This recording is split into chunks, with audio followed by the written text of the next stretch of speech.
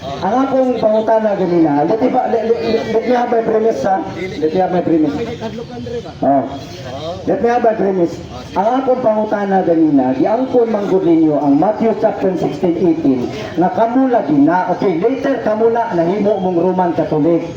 Pero kay giangkon manggod ninyo nga kamula one apostolic o sa sumpay or the Roman Catholic. Kay giangkon man ninyo na dapat nag-exist mo ni anang panahuna sa ngalan. Karon kay wala man gyud, wala. No? Kay wala man gyud. Sige, adto ta panahon karon ni Ignatius.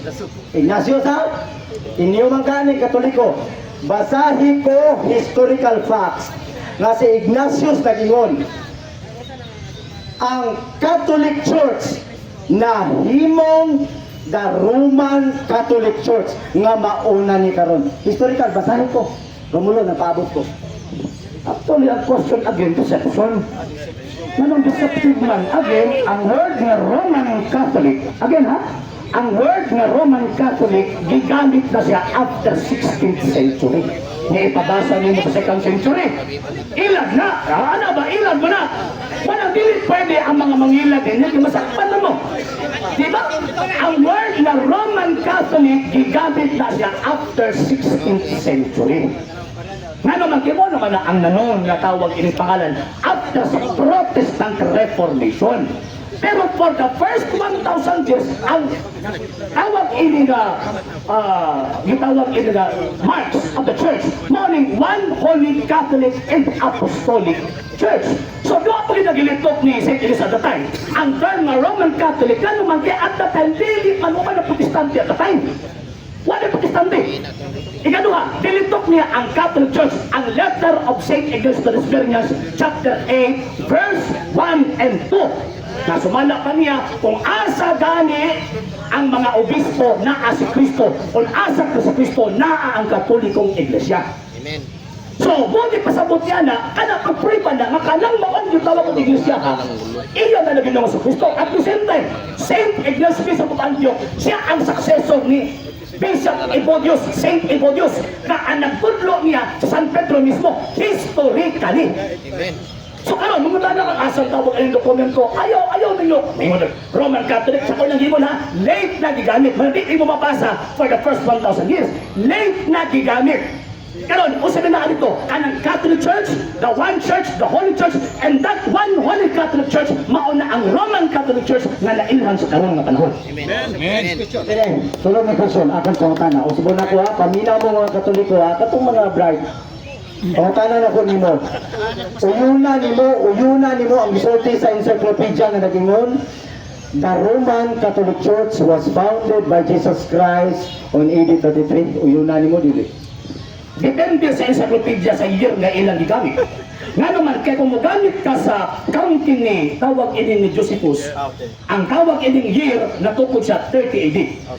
Pero kung magamit ka dito, kung ang encyclopedia ni gamit, based sa tawag ining calculation ni Dionysius Exiguus, 30 AD natukod. Nga naman, kay dili pareho ang ilang presentation sa counting of years, kay nag-agad na siya kon ang pagkatao ba ni Kristo sa man for in between ba sa 4 BC to 7 BC or itawag og kining 1 AD siya, tawag ini nagsugod yun.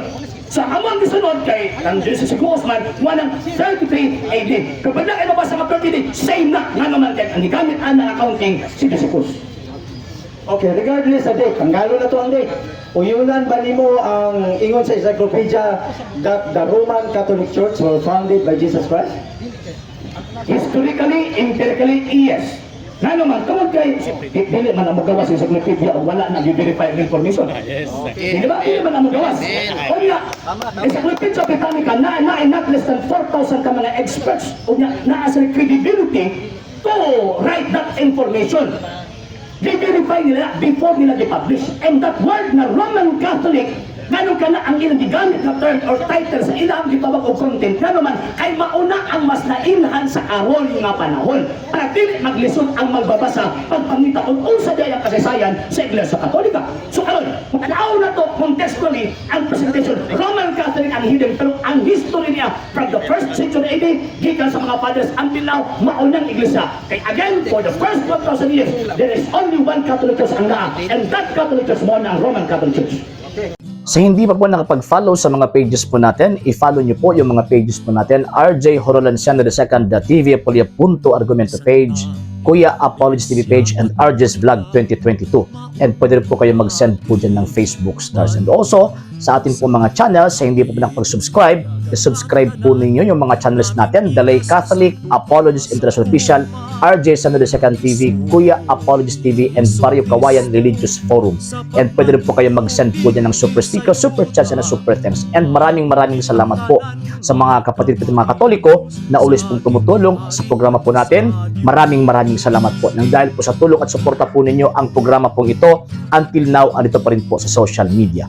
And until now din po, nangangailangan pa rin po tayo sa tulong at suporta po ninyo dahil wala po kami magagawa rito mga sir, mga ma'am, kung wala po yung tulong at suporta po ninyo. Sa gusto pong tumulong, sa gusto pong sumuporta, pwede po ninyong ipadala ang tulong at suporta po ninyo sa pamamagitan po ng ating mga account numbers dyan po sa ating pong screen. And pwede nyo po kaming i-message sa ating pong page kung via remittance po yung papadala po ninyo. Maraming salamat po in advance.